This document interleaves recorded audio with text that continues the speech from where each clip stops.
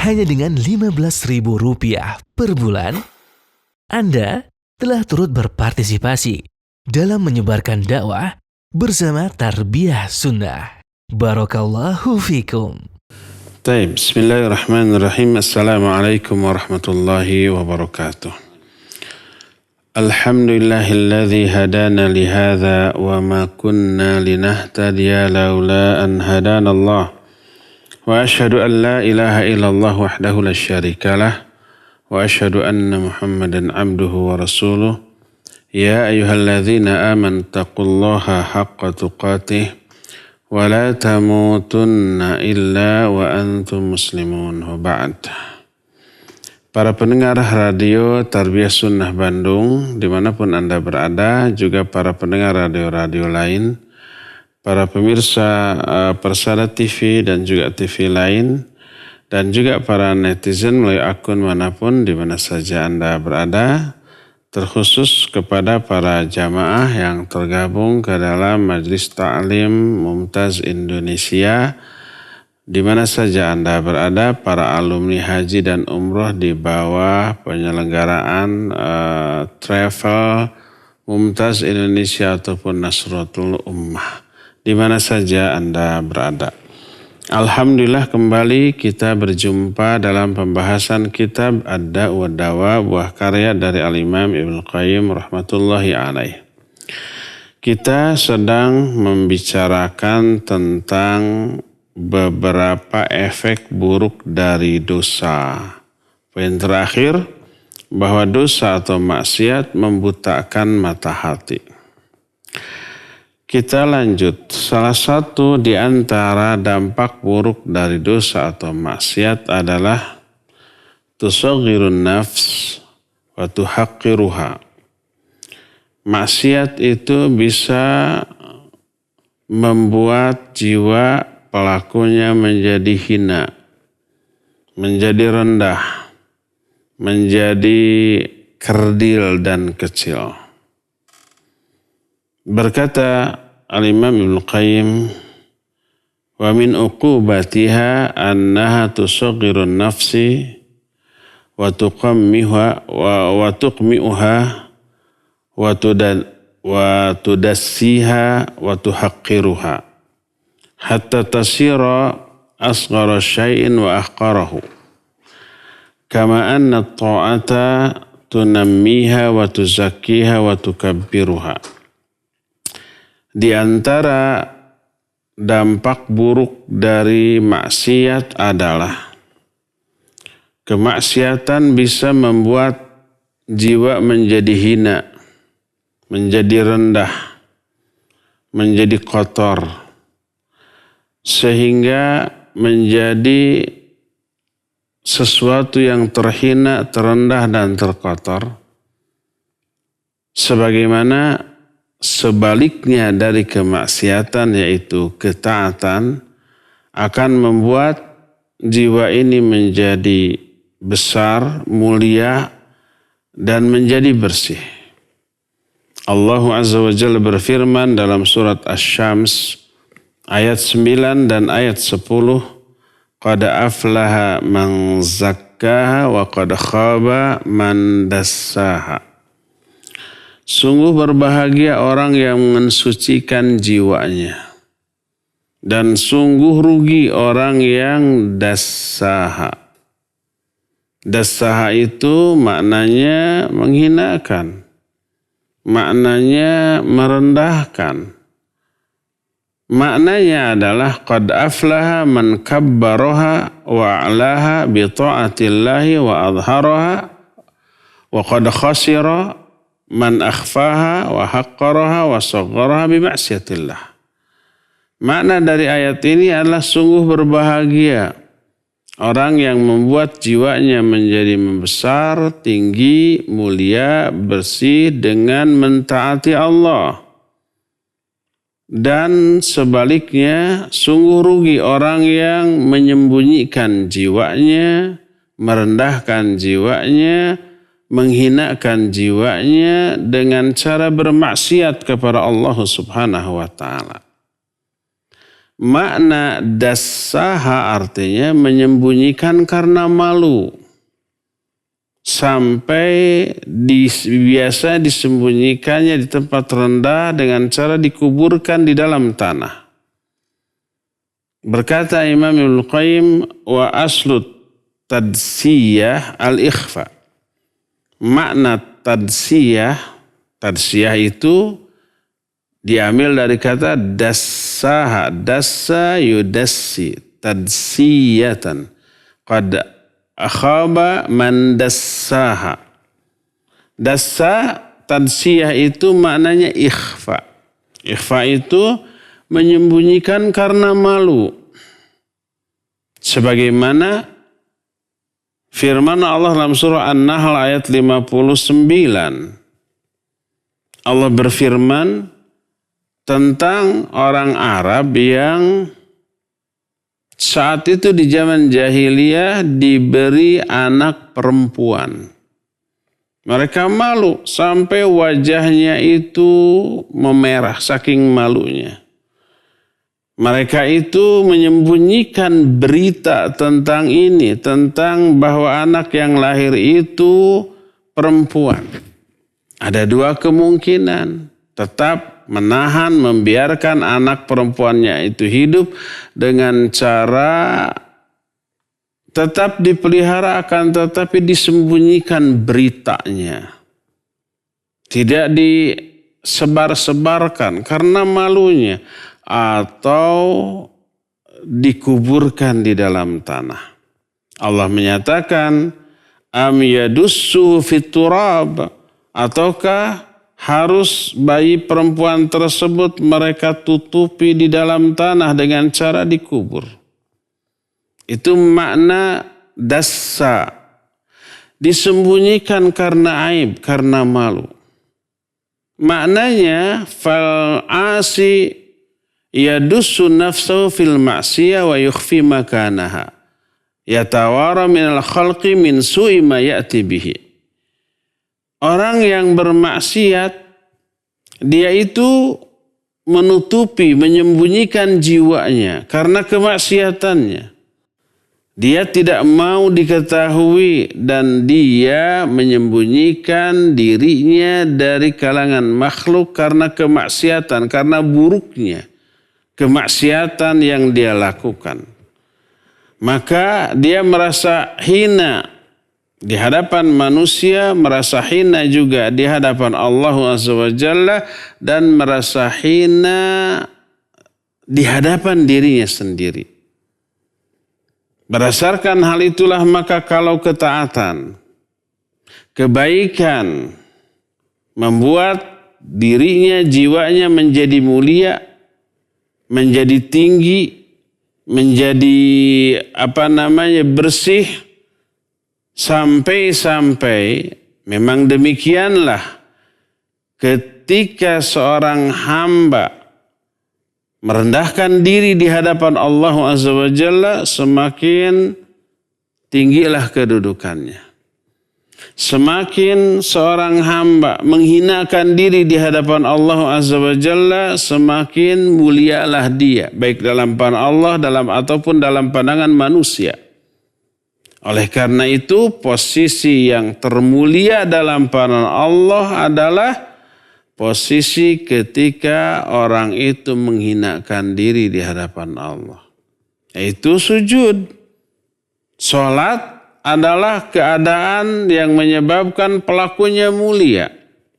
Dalam keadaan atau posisi bagaimanapun, baik ketika berdiri membaca Al-Fatihah, ruku, sujud, i'tidal ataupun duduk, tapi posisi yang paling mulia bagi seorang hamba di dalam sholat adalah posisi sujud.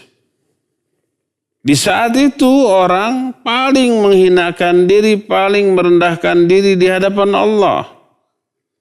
Ketika seorang merendahkan diri di hadapan Allah, Allah angkat kemuliaannya. Saat itulah posisinya paling dekat. Inna aqraba ma yakunu bainal abdi wa baina rabbih wa huwa sajid fa aktsiru fihi du'a. Sesungguhnya Jarak terdekat antara seorang hamba dengan Allah adalah ketika dia sujud di dalam salat.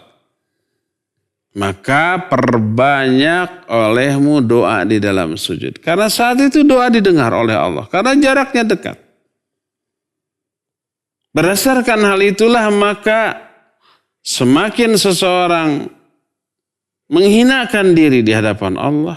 Semakin seseorang itu merendahkan diri di hadapan Allah. Semakin diangkat kemuliaannya oleh Allah Subhanahu wa ta'ala. Makanya ketika kita sedang ruku, dan ruku termasuk sikap menghinakan diri di hadapan Allah. Dengan cara membungkuk menghinakan diri di hadapan Allah Azza wa Jalla. Maka doa atau zikir yang kita baca saat itu subhana, maha suci Allah. Kenapa? Harus tasbih. Karena mensucikan Allah dari kehinaan yang sedang kita alami. Kita menghinakan diri di hadapan Allah. Allah tidak hina, Allah suci dari kehinaan. Dan kita sebut nama Allah yang agung, Subhana Rabbiyal Azim. Maha suci Rabbku yang sangat agung, yang maha agung. Saya hina, Allah suci dari kehinaan, dan Allah maha agung. Ketika kita sujud itu posisi kita merendahkan diri di hadapan Allah. Ketika kita merendahkan diri, kita yakini Allah suci dari kerendahan. Lalu kita sebut nama Allah yang paling tinggi, Subhana Rabbiyal A'la. Maha suci Allah, Rabbku yang maha tinggi. Kitanya merendah, kita sebut Allah yang maha tinggi. Kita sebut Allah suci dari kerendahan, karena Allah Azza wa Jalla maha tinggi dari seluruh makhluknya. Nah, inilah ketaatan yang paling agung.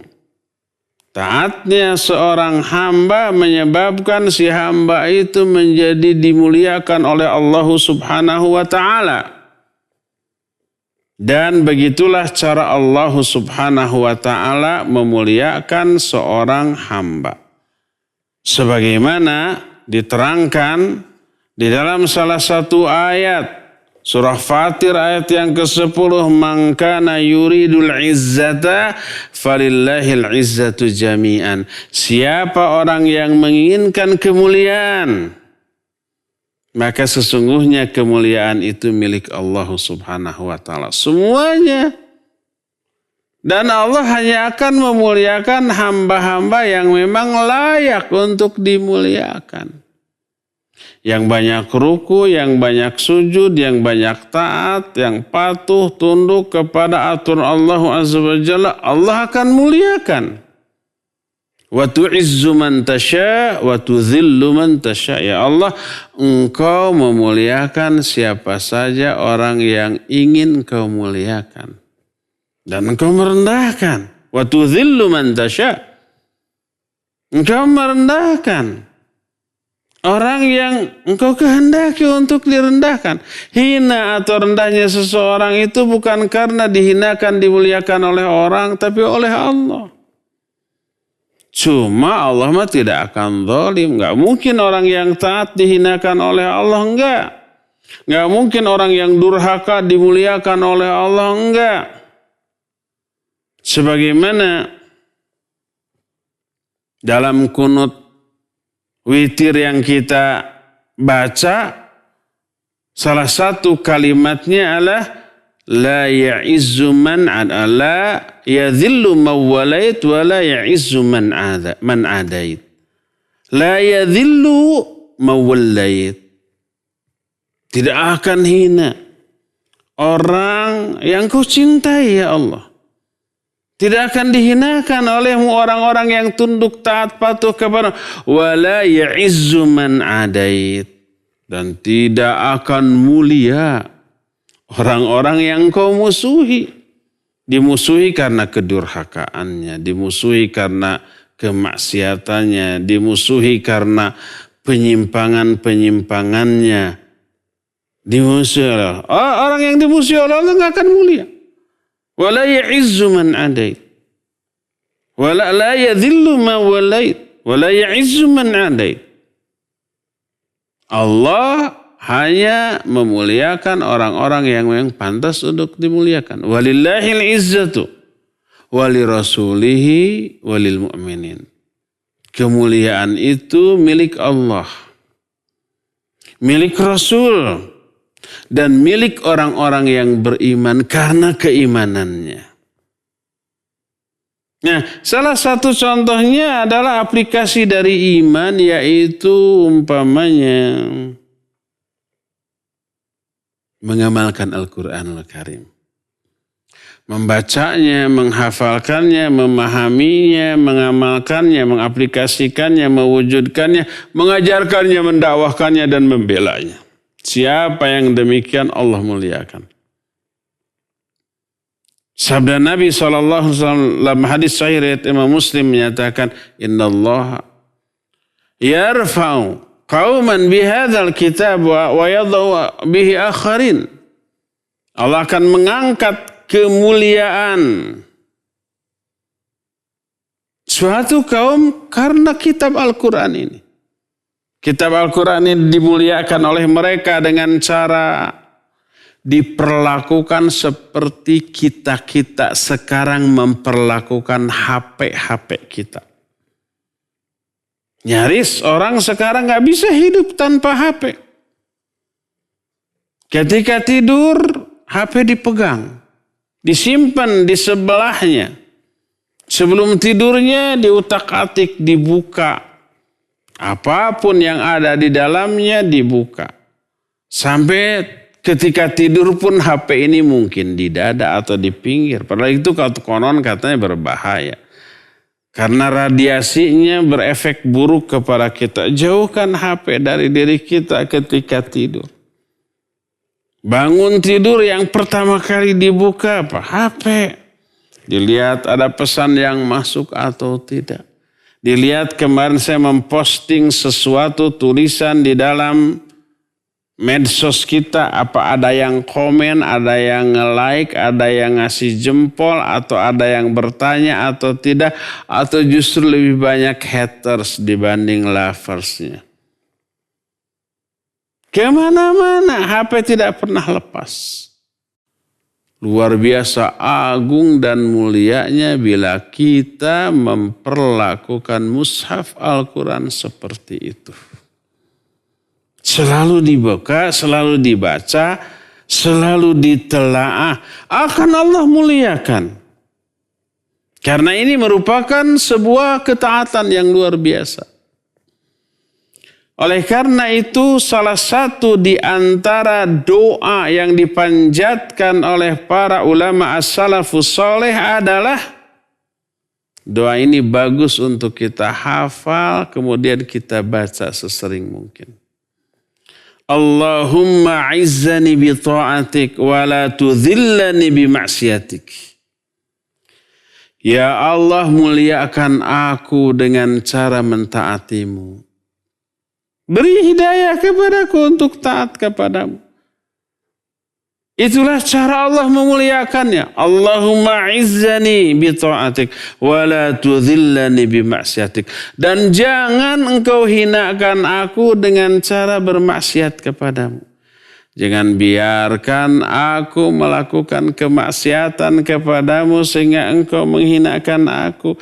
Hina ataukah mulianya seseorang itu dengan taat dan maksiat. Siapa yang taat, dia akan mulia. Allah yang akan memuliakannya.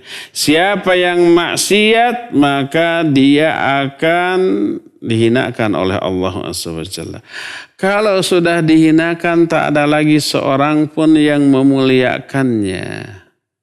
Sebagaimana firman Allah SWT di dalam Al-Quranul Karim. Wa man yuhinillahu fama lahu min mukrim. Siapa orang yang dihinakan oleh Allah Subhanahu wa ta'ala, tak ada seorang pun yang akan memuliakannya. Siapa yang dihinakan, tidak akan dimuliakan oleh seorang pun, sekalipun secara zahir orang-orang itu seperti menghormati dia. Zahirnya tapi hatinya.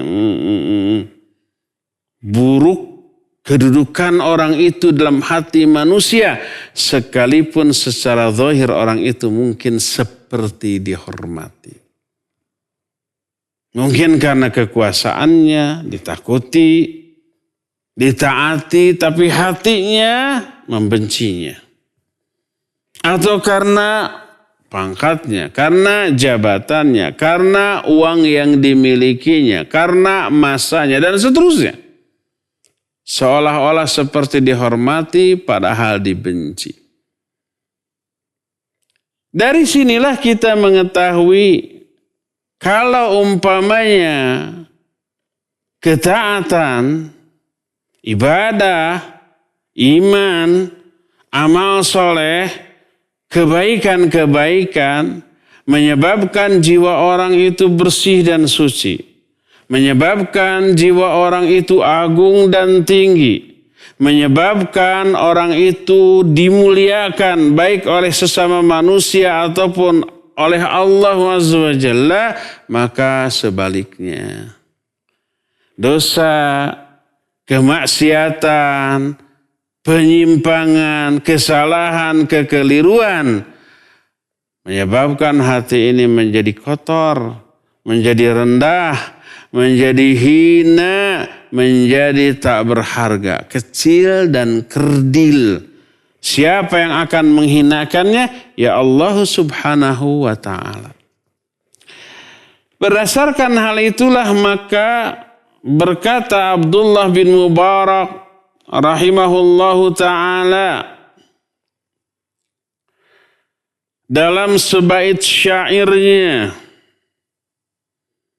kata Ibnu Mubarak, Ra'aitu dzunub tumitul qulub wa qad yurithu dhulla idmanuha wa tarku dzunub hayatul qulub wa khairun li nafsika isyanuha wa hal afsada ad-dina illa al-muluk wa akhbaru su'in wa ruhbanuha. Aku melihat dosa-dosa bisa mematikan hati. Hati akan menjadi mati karena dosa. Wa qad yurithu dhulla idmanuha, dan melanggengkan, mengkontinyukan, membiasakan dosa melahirkan kehinaan. Menjadi hina dalam pandangan sesama manusia, apalagi dalam pandangan Allah SWT. Coba umpamanya lihat orang yang dikenal dengan kejahatannya atau dengan dosa-dosa dan kemaksiatannya. Baik dia tukang mabuk, tukang judi, tukang zina, tukang maling, copet. Kita mengetahui, orang-orang mengetahui apa yang terjadi, dan nyinyir ketika melihatnya juga tuh. Ketika membicarakannya juga dengan nada yang orang itu rendahlah, nggak ada harganya.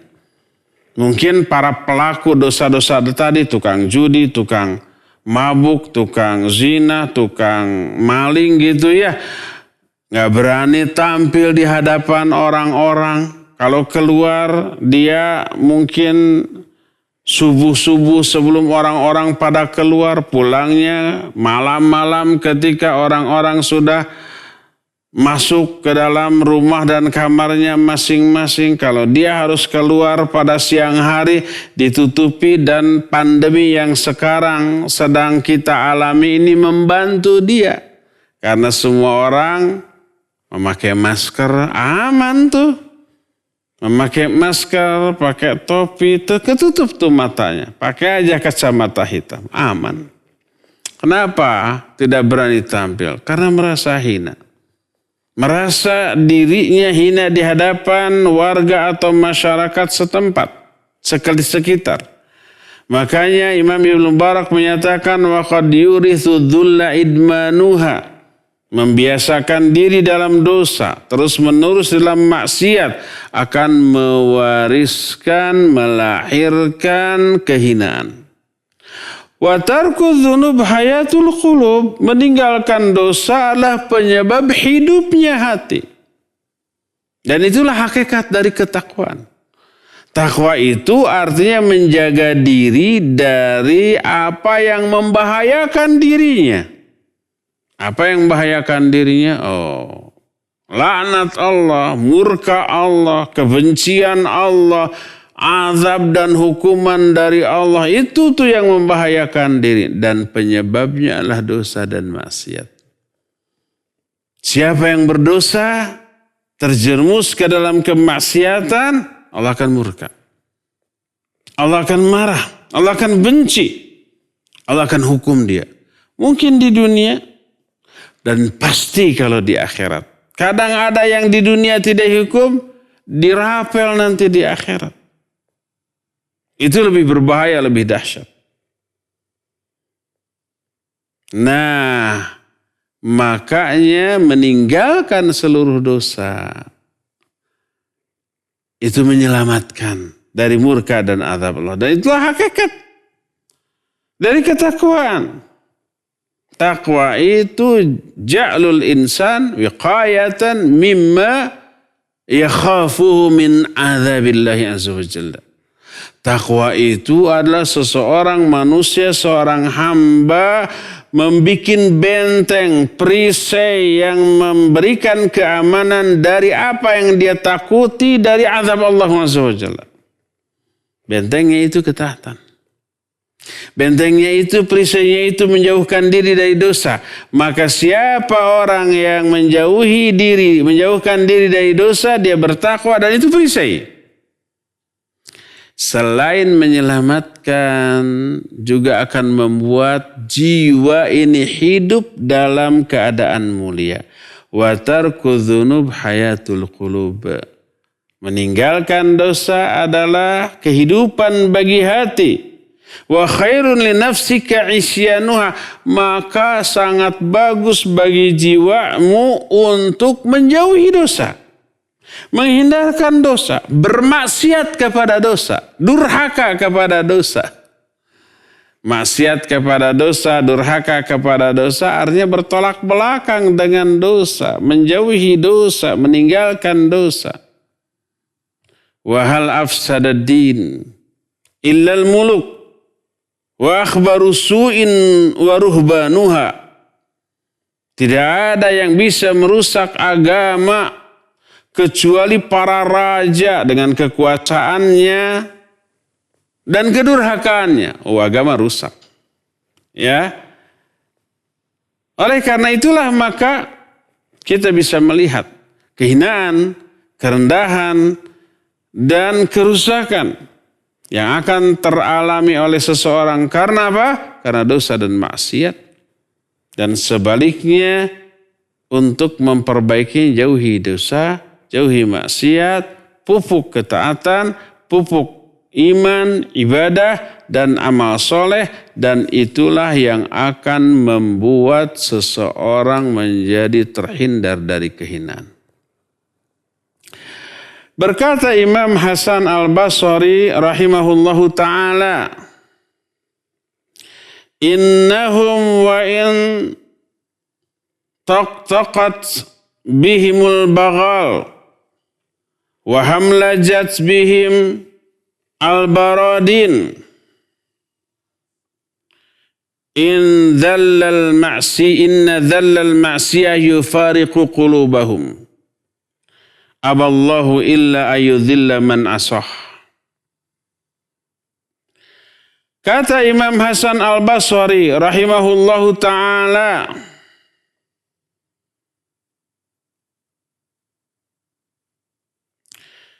sekalipun umpamanya mereka, maksudnya mereka itu orang-orang yang maksiat, ahli dosa, ahli maksiat. Mereka itu menunggang umpamanya bagal itu ya semacam kendaraan lah, kuda atau apa namanya perkawinan antara kuda dengan apa yang kecil teh, keledai. Lahirlah bagal. Larinya umpamanya kenceng, suaranya juga tinggi, kelihatan gagah, tapi disebutkan inna dhallal ma'siyah yufariqu qulubahum aballahu illa ayudhilla man asah. rendahnya kemaksiatan, itu menyebabkan hati-hati mereka juga menjadi hina dan rendah. Allah ini hanya akan menghinakan, merendahkan orang-orang yang bermaksiat kepadanya. Berdasarkan hal itulah maka jauhi dosa, jauhi maksiat, hindarkan diri sejauh-jauhnya dari hal itu untuk menghindarkan kehinaan, kerendahan dalam kehidupan ini, baik dalam pandangan manusia, apalagi dalam pandangan Allah, bahkan dalam pandangan diri kita sendiri.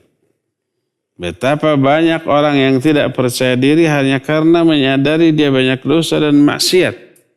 Nggak pede untuk melakukan apapun. Nggak pede untuk berdoa kepada Allah. Saya mah banyak dosa dan maksiat. Kayaknya berdoa juga percuma, nggak akan didengar. Akhirnya tidak berdoa. Nggak pede untuk melakukan ibadah. Kayaknya seibadah juga percuma, akan ditolak. Terlalu banyak dosa yang saya lakukan. Akhirnya tidak beribadah. Nggak pede untuk datang ke masjid. Kayaknya orang-orang di masjid itu akan menganggap saya ini sebagai orang yang hina. Malulah, akhirnya tidak ke masjid. Kan begitu ya? Nggak pede berjumpa dengan orang-orang yang dianggap soleh. Nggak pede berjumpa dengan ustadz, padahal belum tentu ustadz itu soleh. Tidak setiap ustadz soleh dan tidak setiap orang yang soleh itu ustaz, enggak. Tapi orang-orang beranggapan seperti itu. Enggak pede ketemu ustaz. Malu, takut. Enggak pede itu ketemu ahli masjid. Malu dan takut. Dia merasa dirinya memang hina. Karena dosa dan maksiat. Bayangkan. Kemaksiatan dan dosa mewariskan kehinaan. Bahkan hina menurut dirinya sendiri. Hina di hadapan sesama manusia, apalagi di hadapan Allah Azza wa Jalla. Hilanglah kepercayaan diri untuk melakukan perbuatan yang baik-baik. Hilang kepercayaan diri untuk berdoa. Karena merasa tidak pantas, akhirnya tidak berdoa. Merasa tidak pantas pergi ke masjid, akhirnya tidak ke masjid. Merasa tidak pantas menghadap kepada Allah karena banyaknya dosa dan kemaksiatan, akhirnya tidak beribadah kepada Allah, dan begitulah seterusnya. Maka selaras dengan apa yang dikatakan oleh Allah dalam Al-Quran, wa tu'izzu man tasha wa tudhillu man tasha. Walillahil izzatu walirasulihi walil mu'minin. Juga cocok dengan apa yang kita baca di dalam doa kunut witir. Innahu la yadhillu man wallayt wa la ya'izzu man adait. Sesungguhnya tidak akan hina orang-orang yang engkau cintai ya Allah, karena ketaatan kepadamu. Dan tidak akan mulia orang-orang yang engkau musuhi karena kedurhakaannya, karena dosanya, dan karena kemaksiatannya. Oleh karena itu salah satu di antara efek buruk dari dosa adalah melahirkan kehinaan. Merasa hina di hadapan Allah, di hadapan manusia, bahkan di hadapan diri sendiri. Ya, inilah yang bisa kita bahas di pagi hari ini. Kita cukupkan sampai di sini dan kita masih punya sisa waktu yang cukup untuk bertanya jawab. Wassallallahu ala nabiyina Muhammadin wa ala alihi wasallam. Mangga. Syukron Ustaz atas penyampaian materinya di kesempatan pagi hari ini dalam pembahasan kitab Ad-Da'wah Dawah. Kami mengundang antum semua para pendengar juga pemirsa, terutama kepada majelis Mumtaz, majelis taklim Mumtaz yang akan bertanya, kami silakan bisa menghubungi kami dengan nomor telepon 02286862637 atau melalui pesan singkat dan nomor 081122714776. Baik, sudah ada penelpon yang pertama, kita angkat terlebih dahulu. Halo. Assalamualaikum warahmatullahi wabarakatuh. Waalaikumsalam warahmatullahi wabarakatuh. Selalu dan selalu, Pak Mulyana, silakan.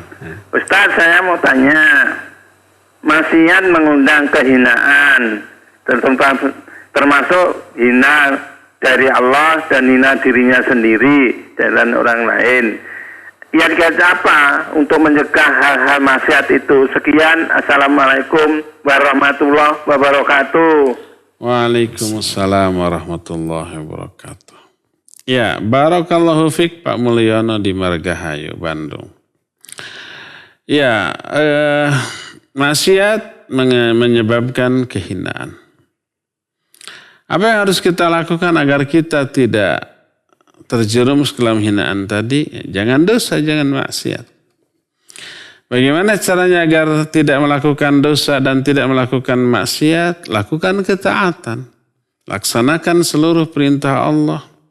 Jauhi semua larangan-larangannya. Ya. Nah, terus bagaimana caranya agar kita bisa begitu? Ngomongnya kan gampang ya, tapi aplikasi yang susah. Ada beberapa kiat. Kiat yang pertama adalah paksakan diri kita untuk taat. Inventarisir tuh apa saja sih perintah Allah lalu laksanakan. Yang wajib prioritaskan.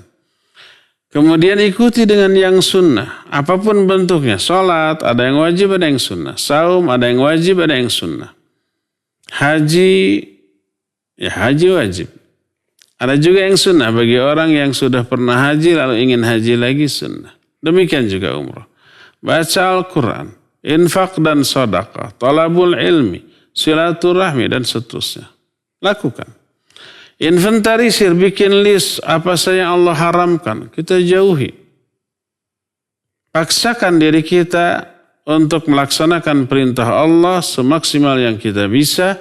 Baik secara kualitas ataupun kuantitas. Dan paksakan diri kita untuk menjauhi semua yang Allah haramkan. Ini kiat yang pertama. Kiat yang kedua. Jangan lupa berdoa kepada Allah. Agar Allah menjaga kita. Minta hidayah kepada Allah agar kita diberi semangat untuk melakukan kebaikan. Dan diberikan kekuatan untuk menghindari segala macam kemungkaran. Jangankan kita tuh yang super lemah. Nabi yang paling mulia, Nabi kita Muhammad SAW pun berdoa kepada Allah. Agar Allah selalu memberikan hidayah.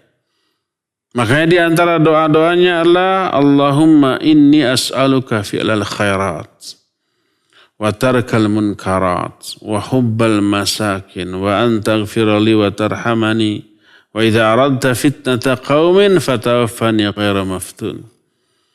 Allahumma ya Allah inni as'aluka sungguhnya aku meminta hidayah kepadamu. Hidayah untuk apa? Fi'lal khairat. Untuk melakukan segala macam kebaikan. Wa tarkal munkarat. Untuk meninggalkan semua yang mungkar. Wa hubbal masakin. Untuk mencintai orang-orang miskin. Wa antaghfirali wa tarhamani. Dan agar engkau mengampuni aku dan merahmati aku. Wa idza aradta fitnata qaumin fatawaffani ghairu maftun. Apabila engkau ingin menimpakan fitnah kepada suatu kaum, wafatkan aku tanpa terkena fitnah itu. Allahumma aslih li dini allati huwa ismatu amri. Ya Allah, perbaiki bagiku agamaku. Karena agamaku merupakan ismatu amri. Itu adalah landasan, tempat berpegang teguh dalam semua urusanku. Wa aslih li dunyaya allati fiha ma'ashi. Perbaiki bagiku urusan duniaku yang di dalamnya lah aku hidup. Wa aslih li akhirati allati fihi ma'adi. Perbaiki bagiku urusan akhiratku karena kesanalah aku akan kembali. Waj'alil hayata ziyadatan li fi kulli khair. Jadikan sisa hidupku merupakan kesempatan untuk menambah-nambah kebaikan dan pahala. Waj'alil hayata rahatan li min kulli syarr. Dan jadikan kematianku nanti merupakan momen untuk istirahat dari segala macam keburukan. Lihat bahwa Rasul SAW berdoa minta hidayah kepada Allah. Agar kita ini diberi semangat untuk melakukan berbagai macam kebaikan dan meninggalkan berbagai macam kemungkaran. Minta hidayah. Rabbana la tuzigh qulubana ba'da idh hadaitana wa hab lana min ladunka rahmah innaka antal wahhab. Ya Allah, jangan engkau sesatkan kembali hati-hati kami setelah engkau beri hidayah kepada kami. Juga doa Allahumma ati nafsi taqwaha wa zakkiha anta khairu man zakkaha anta waliyuha wa maulaha. Ya Allah, berikan kepada hatiku ketakwaan dan bersihkan, sucikan. Karena engkaulah sebaik-baik yang mensucikan jiwa. Engkaulah pelindung dan pemilik bagi jiwa ini. Minta kepada Allah subhanahu wa ta'ala. Agar diri kita ini dijaga dari dosa, dari kemaksiatan dan diberikan support. Diberikan semangat, diberikan dorongan, diberikan hidayah untuk melakukan berbagai macam kebaikan. Bahkan minta hidayah agar tidak sekedar melakukan kebaikan, tapi melakukan kebaikannya dengan sebaik-baik cara, dengan kualitas ibadah yang terbaik. Allahumma a'inni ala dzikrika wa syukrika wa husni ibadatika. Allahumma ya Allah a'inni, bantu aku, tolong aku. Untuk apa? Ala dzikrika, untuk bisa berzikir kepadamu. Wa syukrika, untuk bisa bersyukur kepadamu. Wa husni ibadatika, dan untuk melakukan sebaik-baik ibadah kepadamu.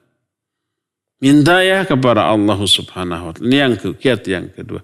Kiat yang ketiga, jangan abaikan, jangan lupakan, jangan lalaikan menuntut ilmu, mencari ilmu, mendengarkan kajian. Karena ilmu itulah hidayah. May yuridillahu bihi khairan yufaqihu fiddin. Siapa orang yang dikehendaki kebaikan oleh Allah, artinya Allah ingin memberikan kebaikan kepada dia, yufaqihu fiddin, Allah akan fahamkan dia tentang agamanya. Kalau Allah memberi pemahaman agama kepada seorang, itu tandanya Allah menginginkan kebaikan bagi orang itu. Ingin memberikan kebaikan kepada orang itu. Sebab tidak ada kebaikan yang lahir dari diri seorang hamba kecuali lahir dari ilmu tentang agama, pemahaman tentang agama ini. Man salaka tariqan yaltamisu fihi ilman sahalallahu lahu bihi tariqan ilal jannah. Siapa orang yang menelusuri suatu jalan untuk mencari ilmu, bagaimanapun caranya. Kalau dulu harus keluar berbulan-bulan, berhari-hari, kepanasan, kehujanan, menempuh jarak yang jauh, padang pasir yang tandus dan panas, medan yang sangat berat, gitu ya. Untuk hanya memperoleh 1-2 hadis. Kalau sekarang mau serba Allah mudahkan. Cukup di kamar sendirian bisa dapat ilmu. Tanpa berjumpa orang. Walaupun itu bukan cara terbaik. Dengan cara membaca buku, dengan cara mendengarkan ceramah lewat media sosial, lewat YouTube, lewat streaming, lewat radio, lewat TV, gitu ya. Walaupun itu bukan cara terafdal. Terafdal tetap luring. Terafdal tetap offline. Terafdal ketika mencari ilmu tetap hadir ke tempat kajian. Jangan sampai adanya media, baik radio, TV ataupun internet, media sosial, menyebabkan kita merasa cukup ngaji dengan itu. Enggak. Ada kajian di masjid mending di rumah. Bisa sambil ngopi, bisa ngambil cemil cepul. Bisa sambil menikmati cemilan 10-11. Cukup setel radio, cukup setel TV, cukup akan live gitu. Ya. Paksakan diri kita untuk datang langsung. Ya. Itu kiat yang ketiga, mencari ilmu. Yang keempat, agar kita bisa dijauhkan diri dari dosa dan maksiat adalah gaul. Bergaulah hanya dengan orang-orang yang baik. Hindarkan pergaulan dengan orang-orang yang buruk yang bisa menyeret kita kepada dosa dan maksiat. Ya, demikian beberapa kiat atau cara agar kita tidak terjerumus ke dalam kehinaan karena dosa dan maksiat. Wallahu a'lam. Silakan lagi. Ya, syukron Ustaz atas jawaban dan petuahnya atas pertanyaan dari Pak Mulyono tadi. Dan kami kembali mengundang antum semua para pendengar juga pemirsa bisa bertanya secara langsung kepada Al Ustaz melalui telepon di nomor 022 8686 2637. Sambil kita menunggu penelpon, kami bacakan terlebih dahulu pertanyaan yang sudah masuk melalui pesan singkat, Ustaz. Izin bertanya, Ustaz, bolehkah seorang bekerja sebagai pembantu rumah tangga tapi majikannya adalah seorang dukun? Jazakumullahu khairan. Ya, barakallahu fiik. Boleh nggak bekerja dimajikan sebagai dukun? Jangan, hindarkan. Cari majikan ustaz. Kenapa? Karena tidak pasti akan masuk ke dalam ta'awun alal itsmi wal udwan. Bekerja sama, tolong menolong dalam dosa dan permusuhan. Nanti si dukun itu tolong siapkan tuh, bersihkan tuh tempat saya tapak. Bersihkan tuh umpamanya tempat saya praktek. Tempat saya nipu. Nanti saya akan menipu begini, kamu harus begini dan begitu. Membantu dia dalam praktek perdukunannya. Ya. Dan itu termasuk ke dalam apa? Ke dalam ta'awun alal itsmi wal udwan. Dan itu dalam wala ta'awanu alal itsmi wal udwan. Walaupun umpamanya statusnya bukan pembantu khusus bagi dukun, tapi hanya asisten rumah tangga, pembantu di rumah tangganya. Ya, salah satu pekerjaannya pasti akan disuruh-suruh. Coba kamu beli kemenyan, gitu ya. Dan seterusnya. Maka jangan. Itu yang pertama. Yang kedua, dikhawatirkan. Terpengaruh nanti. Berdasarkan hal itulah maka majikan biasa seseorang yang dianggap lebih tinggi kedudukannya, disegani, dihormati. Dan bila dia seorang dukun, khawatir bertambah sikap penghormatannya karena status dukunnya itu. Sebaiknya cari ya yang lain. Wallahu a'lam. Ya, syukron Ustaz atas jawabannya. Kami kembali mengundang antum semua para pendengar, baik pemirsa yang akan bertanya secara langsung bisa menghubungi kami di nomor telepon 02286862637. Kepada anggota Majelis Taklim Mumtaz juga kami mengundang antum bisa bertanya secara langsung. Baik, kembali melalui pesan singkat yang ada pertanyaan dari Imam Robbani di Sukabumi, Jawa Barat. Assalamualaikum Ustaz. Ustaz, bagaimana jika seseorang tidak ingin berjenggot dan bercelana cingkrang dikarenakan takut dibilang Wahabi? Barakallahu fiik. Taib, wa fika barakallah. Imam Rabbani di Sukabumi ya. Dia meyakini bahwa berjenggot wajib dan maksudnya berjenggot wajib itu membiarkan jenggot apa adanya. Kalau dia memang tidak punya jenggot dari sananya ya nggak perlu sampai membeli obat penumbuh jenggot, nggak perlu. Biarkan apa adanya. Tapi kalau sudah ada jenggot, pelihara, biarkan apa adanya. Bukan dirapikan. Dia punya jenggot berkeyakinan bahwa mencukurnya haram, maksiat. Demikian juga dia meyakini berdasarkan nas dalil yang ada dan penjelasan para ulama tentang dalil itu bahwa haram hukumnya isbal. Lalu dia meyakini wajibnya cingkrang. Tapi dia takut resiko sosial. Akhirnya takut disebut Wahabi, takut disebut ekstremis dan seterusnya. Lalu dia meninggalkannya. Dia isbal, dia cukur jenggotnya, maka dosa. Dia tidak berani untuk mengambil resiko dari sebuah ketaatan. Bayangkan, hanya karena takut takut diejek, dia sudah berani melanggar aturan syariat. Apalagi kalau umpamanya ancamannya nyawa. Disuruh murtad umpamanya. Kalau enggak disiksa.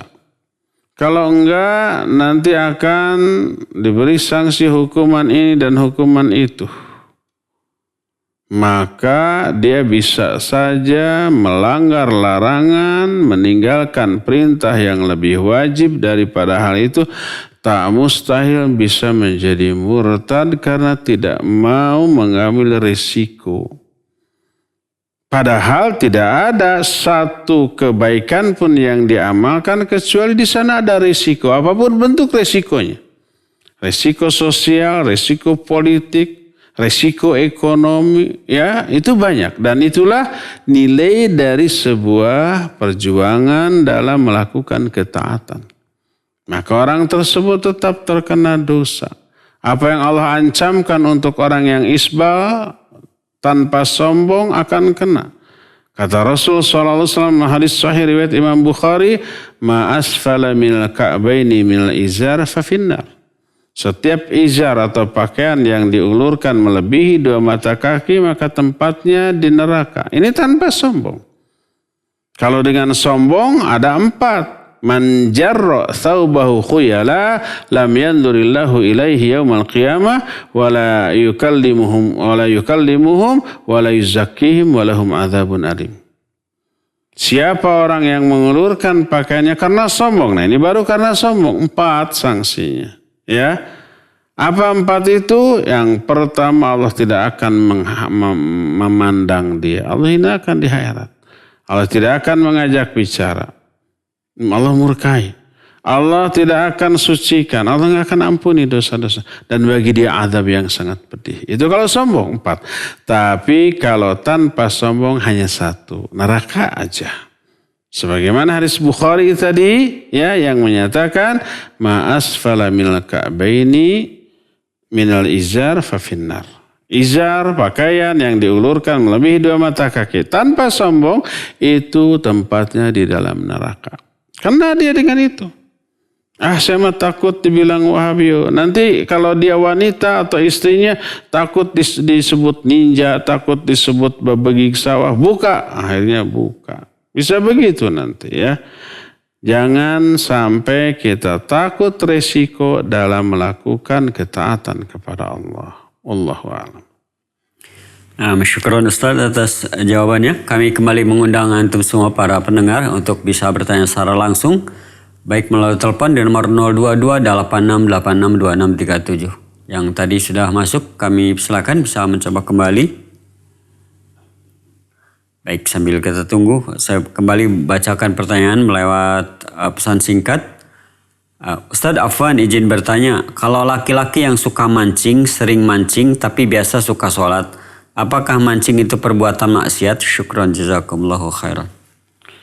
Iya, barakallahu fiik. Tak ada larangan memancing dari ayat ataupun hadis yang sahih selama yang dipancingnya itu yang halal. Artinya ikannya ikan yang mungkin milik kita atau di alam, yang siapapun boleh. Kalau mancingnya di kolam orang mencuri ya haram, ya. Jadi hukum asal dari memancing tidak terlarang, tidak haram. Nah, adapun efek dari memancing sampai jadi hobi seharian begitu, meninggalkan kewajiban, meninggalkan hal yang afdol, tidak mau membaca Al-Quran, belajar atau mengajar kalau dia sudah memiliki ilmu, habis seluruh waktunya untuk memancing, maka itu adalah sebuah yang tidak pantas dilakukan oleh seorang muslim. Tapi kalau umpamanya baik mancing, kalau dalam bahasa Sunda ada istilah ngurek. Ngurek itu ya mancing belut ya di lubang-lubang ya. Dia mancing atau ngurek belut itu karena memang kebutuhan. Dia umpamanya mau makan tapi tidak memiliki lauk pauknya, anak-anaknya, istrinya, ya dan itu butuh gizi, butuh protein, tidak punya uang, akhirnya mancing atau akhirnya ngurek dia untuk kebutuhan itu, maka boleh. Atau dia kasabnya, maishahnya begitu. Ya dia mencari ikan di sungai di tempat yang di tempat yang bebas tidak dimiliki orang gitu ya. Ngambil ikan untuk dijual sebagian, dimakan sebagian, maka ya itu ibadah karena mencari nafkah ya. Wallahu a'lam. Nah, syukran Ustaz. Ada penelpon yang masuk, kita angkat. Halo. Udah putus lagi. Silakan masuk lagi. Ya. Silakan Bapak Ibu bisa dicoba kembali yang akan bertanya secara langsung di telepon 022 8686 2637. Baik, kita kembali bacakan ada yang masuk. Halo. Halo. Ya, silakan Pak. Assalamualaikum. Waalaikumsalam warahmatullahi wabarakatuh. Bu ya, silakan Bu. Dan maaf, saya izin bertanya. Silakan. Tadi kata Ustaz tuh laki-laki tidak boleh sampai mata kaki ya. Iya. Dalamnya tidak sampai mata kaki. Tetapi saya lihat perempuan-perempuannya itu memakai pakaian yang sampai ke tanah itu. Yang mungkin saja ada kucing atau ayam, gimana? Kalau perempuannya itu sampai ngadapui ke tanah gitu, Ustaz gitu. Iya. Dan satu lagi, Ustaz, satu lagi. Boleh kan satu lagi? Boleh. Iya. Keadaan kamar mandi saya itu lebarnya 90. Apa barusan? Belum masuk ya. Taib. Iya, Ibu yang barusan bertanya, hanya satu pertanyaan yang masuk tertangkap, yang kedua keburu putus. Iya, laki-laki tidak boleh memakai pakaian yang dikenakan dari atas melebihi mata kaki. Bukan pas, bukan sampai. Kalau pas sampai mata kaki nggak apa-apa, nggak masalah. Itu sunnah. Baik itu sarung, gamis, celana gitu ya. Maka jangan sampai melewati mata kaki. Pas mata kaki boleh. Melewati itu yang terlarang dengan ancaman tadi. Kalau dilakukan dengan sombong ada 4 sanksi. Kalau dilakukan tanpa sombong hanya ada 1 sanksi yaitu neraka saja. Mending 4, mending 1. Ya jangan dua-duanya, jangan isbal. Boleh pas mata kaki tapi hal yang paling afdol adalah di atas mata kaki. Walaupun orang menyebut dengan berbagai macam sebutan, RCTI lah ya, Wahabi lah, Salafi lah, teroris lah, ekstremis lah. Nggak masalah, di sanalah kita dapat pahalanya. Selain pahala mengamalkan sunnah, kita dapat pahala sabar di atas celaan orang. Wala yakhafuna laumatal laim. Salah satu ciri dari jundullah tentara Allah adalah wala yakhafuna laumatal laim. Ya ayyuhalladzina amanu may yartadda minkum an dini fasawfa ya'tillahu biqaumin yuhibbuhum wa yuhibbuna. Azillatin al mu'minin aizzatin al kafirin yuqatiluna fi sabilillah wala yakhafuna laumatal laim. Hai orang-orang yang beriman, kalau siapa di antara kalian yang murtad dari agama Allah, Allah akan ganti. Allah akan datangkan kaum lain yang tidak seperti kalian. Kaum ini Allah mencintai mereka, mereka pun mencintai Allah. Mereka saling menyayangi dengan sama mukmin tapi keras kepada orang kafir. Mereka berjihad di jalan Allah. Wala yakhafuna laumatal laim. Dan mereka tidak takut terhadap celaan orang-orang yang mencela. Ingat, yang dicela oleh mereka bukan pribadi kita, tapi ajaran Islam yang kita amalkan. Pada hakikatnya mereka bukan memerangi kita, tapi memerangi ajaran yang sedang kita amalkan. Ajaran Allah SWT. Sunnah Rasul yang kita amalkan. Itu yang mereka perangi. Mereka tidak sedang berhadapan dengan kita, mereka berhadapannya dengan Allah Subhanahu wa Ta'ala.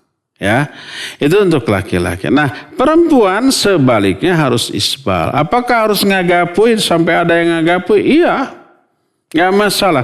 Tapi kenapa nanti kan nanti ada najis ya, ada kotoran binatang. Kalau kotoran binatang umpamanya kotoran ayam tidak najis. Kotoran binatang yang halal dimakan dagingnya tidak najis. Ayam, kambing, sapi boleh ya. Bahkan sholat di kandang kambing saja boleh dilakukan. Yang tidak boleh sholat di kandang unta, bukan karena najisnya ya. Tapi begitulah ketetapan Nabi SAW.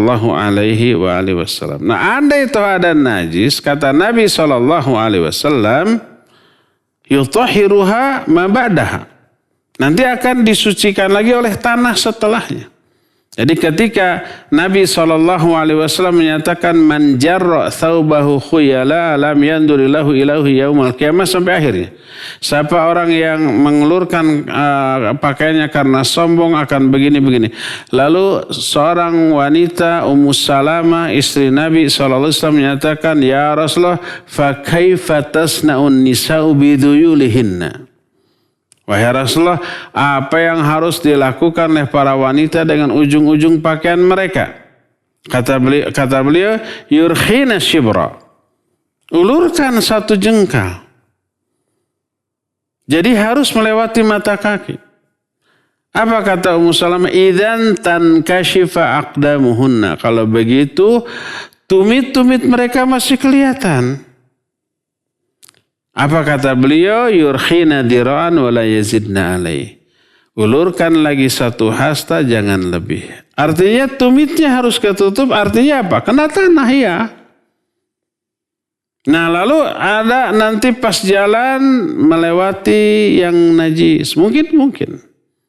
Kalau kotoran-kotoran binatang yang halal dimakan gak najis. Kotor iya kotor. Boleh dipakai sholat? Boleh. Karena tidak najis. Tapi jijik beda dengan najis ya. Jijik beda dengan najis. Ada yang jijik tapi tidak najis.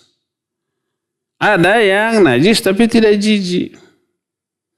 Yang jijik tapi tidak najis ya air sperma. Jijik tapi tidak najis ya. Termasuk kotoran-kotoran binatang yang halal dimakan jijik. Kotor, bau tapi tidak najis. Ada nggak yang tidak jijik tapi najis? Apa ya? Mungkin ada. Oh, ompol budak orok. Ya. Nah, jadi kalau toh ada najisnya, kata Nabi SAW, yutahhiruhu ma ba'dahu. Itu nanti akan disucikan lagi oleh tanah setelahnya. Ya. Jadi tidak apa-apa, Bu. Wallahu a'lam. Silakan. Ya, syukuran Ustaz atas jawabannya. Kita kembali mengangkat penelpon, barangkali Ibu tadi yang akan melanjutkan pertanyaannya. Halo. Halo, Assalamualaikum. Waalaikumsalam warahmatullahi wabarakatuh. Silakan Bu. Tadi terputus. Ustaz. Silakan Bu. Itu kamar mandi saya lebarnya 90 cm, lalu panjangnya 180 cm. Saya BAB gitu, wudu di situ. Jadi gimana ya itu? Kalau misalnya masuk kan Allahumma inni a'udzubika minal khubuthi wal khaba'its. Lalu wudunya setelah kita BAB wudu, baca bismillah. Gimana itu masalah kamar mandi saya Ustaz? Sedangkan menghadapnya juga ke WC-nya itu WC jongkok ke timur barat gitu. Jadi kalau menghadap membelakang kiblat atau menghadap kiblat gitu. Gimana Ustaz? Mohon pencerahannya. Assalamualaikum. Waalaikumsalam warahmatullahi wabarakatuh. Ya, Ibu barusan pertanyaan kedua. WC-nya sempit memanjang. Lebarnya 90 meter. Panjangnya 180 meter. Lebarnya 90 cm. 90 meter mah tuh. Kolam renang. Lebarnya 90 cm, panjangnya 180 cm, hampir 2 meter.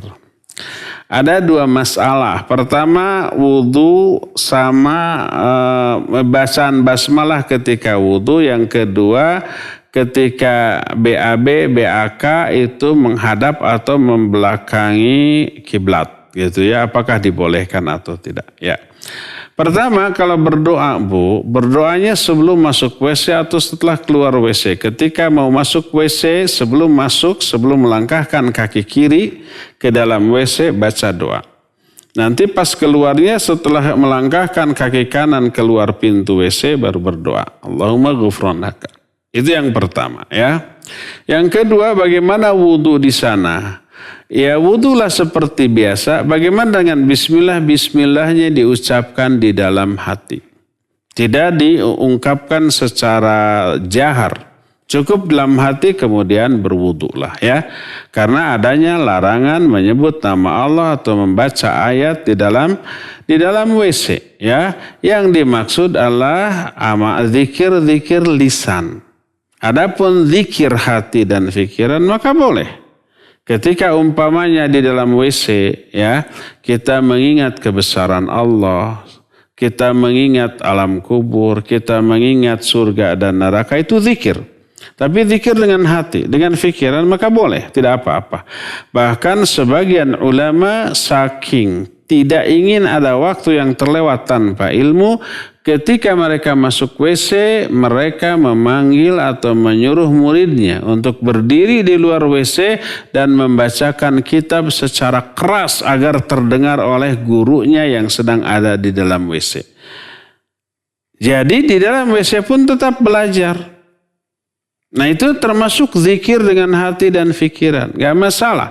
Yang terlarang adalah zikir dengan lisan, itu yang terlarang di dalam WC ya. Jadi baca doa masuk dan keluar WC di luar WC. Sebelum masuk WC baca doa masuk WC, dan setelah keluar dari WC baca doa keluar dari WC. Nah, baca bismillah di dalam hati ketika akan berwudu ya, itu poin pertama. Kedua, boleh enggak BAB, BAK membelakangi atau menghadap kiblat? Arah kiblat kita ini ada di arah barat, kalau dari Bandung ya, agak sedikit nyerong ke kanan kira-kira 25 derajat gitu. Ya begitu. Adanya larangan BAB menghadap atau membelakangi WC itu kalau tidak terhalang. Kalau langsung. Adapun kalau terhalang dengan bangunan, dengan benteng, dengan batu, dengan pohon, maka boleh, tidak apa-apa. Dan WC-WC di kita walaupun menghadap atau membelakangi kiblat tentu saja sudah terhalang dengan berapa juta bangunan, ya enggak? Minimalnya bangunan rumah kita atau bangunan WC kita. WC kita kan tidak terbuka ya. Walaupun tidak menghadap kiblat, kalau terbuka mah ya jangan. Kecuali kalau di kampung-kampung mungkin. Ya karena dari zaman baheula, nggak tahu sekarang. Mungkin masih ada kampung-kampung rumah-rumah itu tanpa WC. Kalau umpamanya mau ke WC ya ke selokan. Atau kalau umpamanya yang punya kebun cukup ambil cangkul, ya ngegali lalu jongkok aja di kebun. Kalau laki-laki pakai sarung, dikerumuni sarung gitu ya. Nanti setelah beres dikubur, kemudian dibekal ke rumah, baru ceboknya di rumah. Makanya kalau di kampung-kampung begitu ya, kita lihat ada orang lagi jongkok di kebun, jangan disamperin itu. Bahaya, jangan disamperin.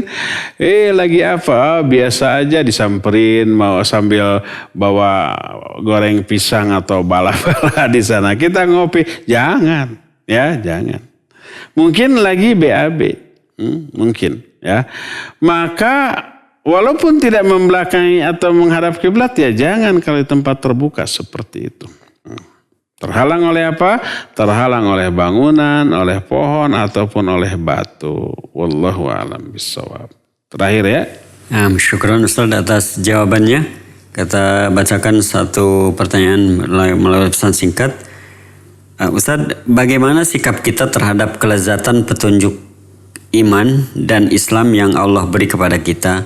Apakah merasa diberinya iman dan Islam merupakan kemuliaan dari Allah? Benarkah sikap ini? Allah memberi petunjuk bagi yang Dia kehendaki dan menyesatkan yang Dia kehendaki. Begitu juga dosa yang pernah diperbuat atau ujian, pertanda Allah ingin memberi kita petunjuk.